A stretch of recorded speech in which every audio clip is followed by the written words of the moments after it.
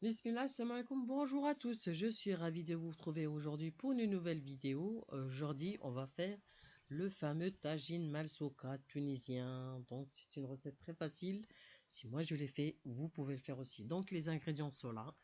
Il y a dans la vidéo et je les mettrai dans le descriptif également. Donc, à la barakatillah, j'ai la marmite et la poêle avec laquelle je vais travailler.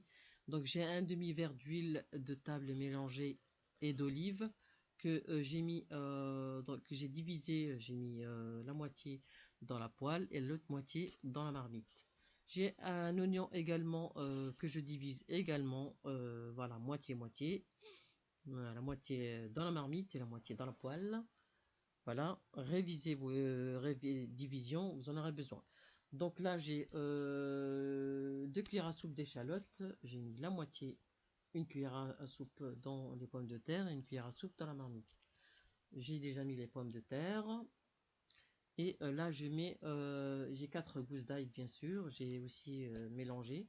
Enfin, j'ai divisé également la moitié dans la poêle et la moitié dans la marmite. Maintenant, je m'occupe de la marmite. J'ai mis les poivrons rouges et verts, ainsi que les poireaux. Voilà, je fais revenir, je mélange, bien sûr. Mettez à feu moyen, comme ça vous arrivez à suivre dès le départ. Voilà, je surveille mes pommes de terre parce que je les fais revenir. Donc, ce sont des pommes de terre sautées. Je ne les ai pas cuits à l'eau, donc c'est meilleur quand elles sont sautées. Donc, voilà. Donc je les couvre, je baisse le feu et je les couvre. Donc là je m'occupe de la marmite à nouveau. Je mets mes 900 grammes de morceaux de poulet. Je fais revenir, je mélange, bien sûr, il faut mélanger aux légumes. Je mets un piment fort, si vous aimez, vous pouvez en mettre plus, mais voilà, c'est du tac au tac, hein. Si le piment est trop fort, là c'est immangeable, donc il faut faire attention. J'ai mis les épices et un jus de citron. Euh, je gratte également un petit peu de gingembre dedans. Voilà, et on fait revenir, on mélange tout cela hein, bah oui. Et puis là, mes pommes de terre sont cuites, comme vous voyez, sont toutes petites, donc voilà, c'est pour ça qu'il faut les couper toutes petites. Là maintenant, je m'occupe des 4 œufs durs que je vais couper en tout petits. J'ai versé mon paquet de gruyère dans un bol. C'est du gouda, donc voilà. Et ma farce de poulet est finie, donc voilà.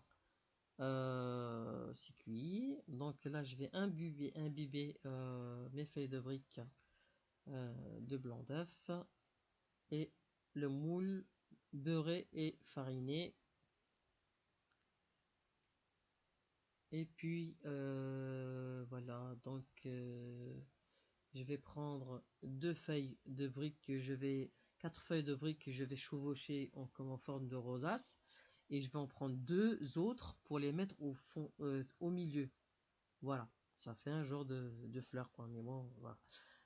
Bon, c'est un petit peu séché, hein, mes feuilles de briques parce que c'est de la mauvaise qualité. Mais vous, de toute façon, vous prenez les feuilles de briques que vous prenez habituellement. Donc voilà.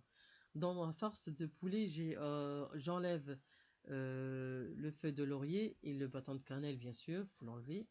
Et je la verse dans le moule et puis j'étale tout cela, bien tassé dans le moule. Et ensuite, je rajoute les pommes de terre que je tasse bien aussi, appuyé pour que ça soit bien uniforme, hein, que ce soit bien. Et puis, je vais vous rajouter encore les œufs. Voilà, vous appuyez bien. Et là, je vais mettre mes 4 œufs, pour pouvoir les mettre par-dessus. Voilà, moi je mets pas autant d'œufs. Je l'ai adapté je veux dire, je l'ai adapté à moi-même. Donc voilà, après chacun fait ce qu'il a envie de faire. Si vous voulez mettre plus, chacun est libre de ce qu'il a envie de faire. Donc voilà, je picote un petit peu avec la cuillère pour que l'œuf il puisse descendre en bas pour que quand c'est cuit, ça donne une genre de... C'est blanc au-dessus et puis au fur et à mesure, on a un joli contraste. Donc là je mets le gruyère, il faut aussi bien l'étaler par dessus et puis vous tassez, faut pas appuyer mais bon, faut que ça soit uniforme quoi, que ça soit bien. Donc là je vais imbiber une feuille de brique que j'ai coupé les bords pour de façon à ce qu'elle soit juste au milieu pour que je puisse rabattre les autres feuilles de brique, vu que voilà elles sont sèches et j'ai eu quand même un petit peu de mal avec ces feuilles de briques. Là, c'est de la mauvaise qualité. J'en achèterai plus, hein, c'est fini. Donc là, en plus, j'ai pas pensé à les imbiber encore un petit peu plus, mais j'y suis arrivé. Là, je vais imbiber encore les autres feuilles de briques que je vais mettre par-dessus. Bon, il m'en restait deux, je crois, deux ou une. Donc, moi, j'ai tout badigeonné, puis je les ai mis tout au-dessus. Donc, voilà, de toute façon, c'est pas perdu.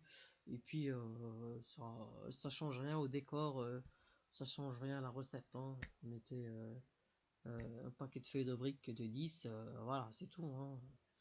Donc, ça sera mangé au moins, parce que si elles restent dans le frigo, ce sera sèche à la poubelle. Donc, tant qu'à faire, on les utilise.